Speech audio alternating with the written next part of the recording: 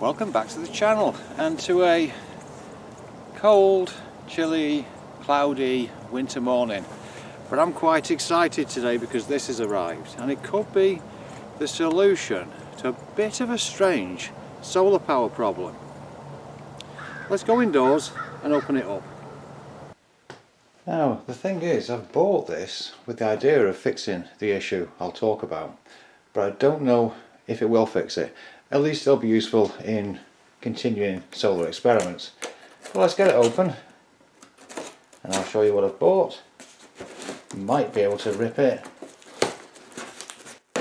Oh yeah. No need for that now. Okay, and that's presuming it is what I think it is. First of all, oh, haha, lithium-ion battery has arrived also. That goes in the camera you're watching. So that's good. And the other item, yes, there we are. It's a solar charge controller.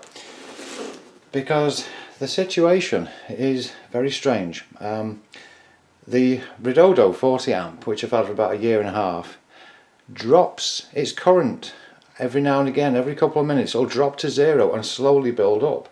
So I thought maybe what's going on is there's too much current coming through, and perhaps to share the load with another one might sort that issue out.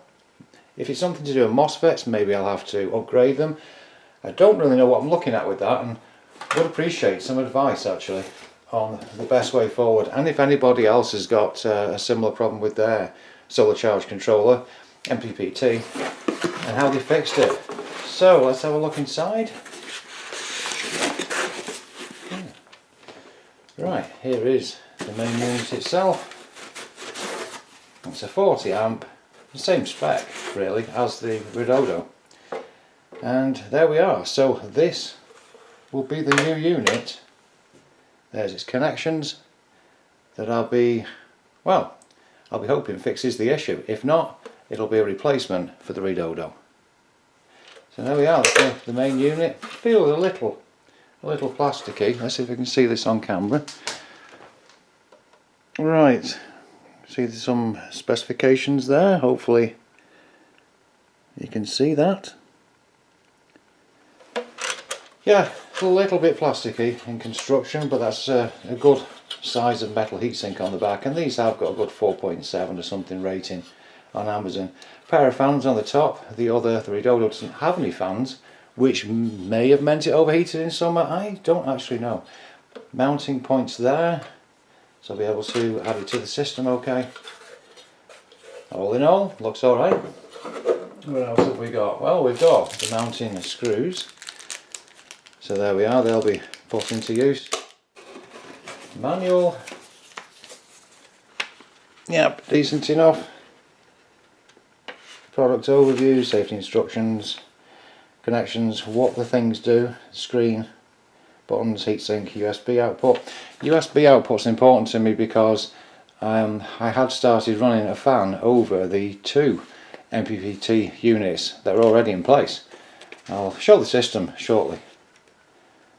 Right, various parameters, the settings. Okay, that's great. And also in the box,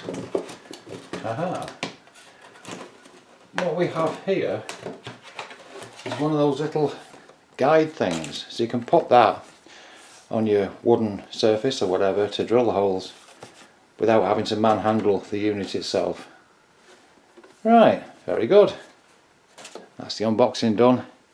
And this camera gets a new battery. It's had the same one for I think 6 years, and although it'll say about 2 hours of recording time when it's charged up, I only get about 30 minutes. So yep, one of these was well needed.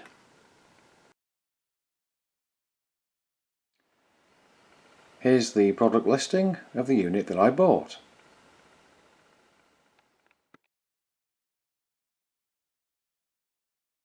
Right, so I'll show you what happens now. I've got both of them on safety switches, and here is the battery of power, which I'll show how it boots up. It takes a little while to start. At the moment it's showing 0.9 amps, and it's saying that there's 13.5 volts on the batteries. It's a pair of 100 ampere hour LFPs.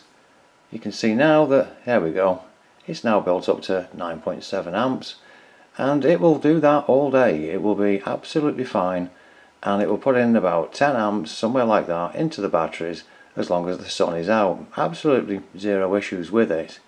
So that's what the other one below, the Redodo, is supposed to do. As I say, with this battery, not a problem. You can see it's just carrying on round about the 10 amps. But the Redodo is the one with the troubles. You can see it's saying 14 volts in the screen on the top right, and that's not correct for the batteries, which I'll show in a moment.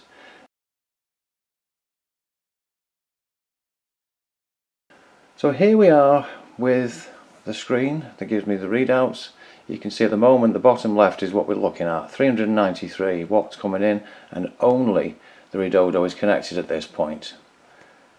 We've got 13.36 on the batteries, the pair of 100 ampere hour LFPs, and you can see there's 29 amps coming in. So everything seems to be going great with the Redodo until what's happened there? It drops off to nothing. It will then slowly come back to what it was on before. Very slow at this point, and then, whoop, there we go, it's now kicked in to running normally again, and that's the bit that I'm not understanding. And that's the bit that the system needs help with.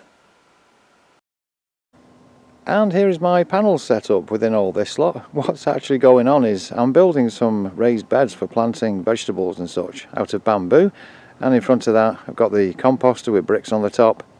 Anyway, these nearest three panels go to the Batteria MPPT controller. The 6 on the left go to the Redodo. Now the thing is, I never do get, well, what should be 900 watts here.